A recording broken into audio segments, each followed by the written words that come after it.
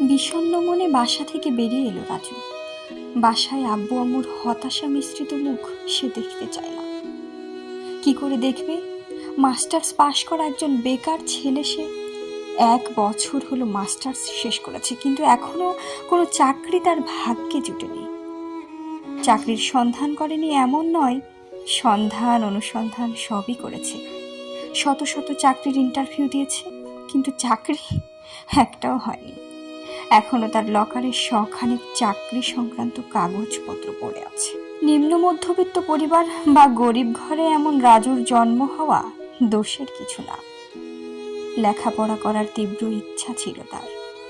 সংকল্প ছিল লেখাপড়া করে একদিন বড় হবে, বড় চাকরি করবে, টাই কোট পরে অফিসে যাবে, ভালো বেতন পাবে, আম্মু আব্বুর আর কোনো দুঃখ থাকবে না।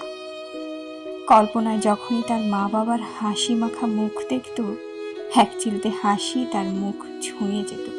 বাবার ওষুধ শেষ। ইদানিং বাবার প্রেশার বাড়ছে খুব।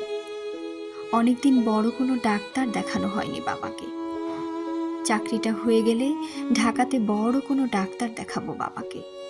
বাবার পেনশনের টাকায় কোনো রকম টানাটানিভাবে সংসার চলে, তার উপরও রোজ ওষুধপাতি কিনতে হয়। বড় কোনো ডাক্তার দেখানোর ইচ্ছা থাকলেও উপায় হয় না রাজুর।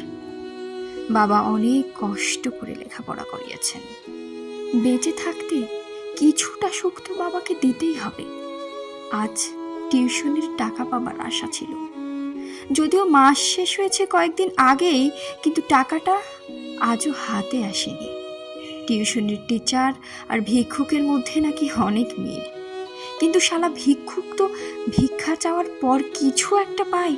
ভিক্ষুকরা ভিক্ষা না পেলে অন্য জায়গায় যেতে পারে, কিন্তু টিউশন টিচাররা তা পারে না। হতাশ হৃদয়ে বেরিয়ে এলো রাস্তায়। হঠাৎ জয়নুলের সাথে দেখা। অনেক বড় চাকরি করে সে, ভার্সিটিতে একসাথে পড়তো। ইদানিং নাকি তার প্রমোশনও হয়েছে। কলেজ থেকেই সে ছাত্র রাজনীতির সাথে জড়িত। আর আমাদের দেশে রাজনীতিবিদদের 7 খুন মাপ, সেটা তো সবার জানাই। জয়নুলের বেলায়ও তাই হলো। আজকাল চাকরি পেতে মামা খালুর জোর থাকতে হয়, আর তার তো নিজের জোরই অনেক, রাজনীতিগত জোর। ছোট বোন ঈশার বিয়ের কথাবার্তা চলছে। বাবার ডিপোজিট, পেনশন ও জমানো যা ছিল তা দিয়ে কোনো রকম ঈশার বিয়ে দিয়ে আপদ মুক্ত হতে চান। যে ঘরে রাজুর মতো গ্র্যাজুয়েটেড বেকার ছেলেরা আছে, সে ঘরে তার বোনের বিয়ে তো আপদের সমানই।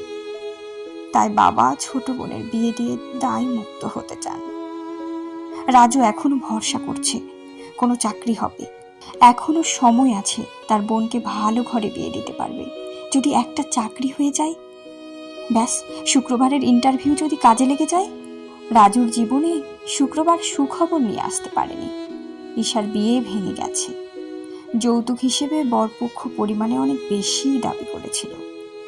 আজকাল যৌতুক ছাড়া বিয়ে গল্পতেই শোনা যায় বা ফিল্মে দেখা যায়, বাস্তবে নয়।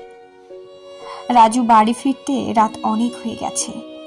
বাবা বারান্দায় বসে আছেন। রাজুরও বাবার পাশে অন্য একটি চেয়ারে বসল। তার খুব ক্লান্তি লাগছে। রাজুর বাবা রাজুর পিঠে হাত রেখে সান্ত্বনা দিয়ে বললেন, চিন্তা করিস না বাবা, একদিন তুই অনেক বড় হবি, তোর মনের আশা পূর্ণ হবে। রাজু বাবাকে বুকে জড়িয়ে কাঁদতে কাঁদতে চোখের পানি ছেড়ে দিল। সারা রাজ্যের বিষাদ বুক থেকে নামিয়ে রাজু ভাবছে, আদৌ কি তার আশা পূরণ হবে? সে কি সত্যি এই অভিশপ্ত জীবন থেকে মুক্তি পাবে? প্রিয় ভিউয়ার্স, আপনি কি বেকার না চাকরি করেন? কমেন্ট করে জানিয়ে দিন আমাদের। শেয়ার করেন আপনার কষ্টের কথা।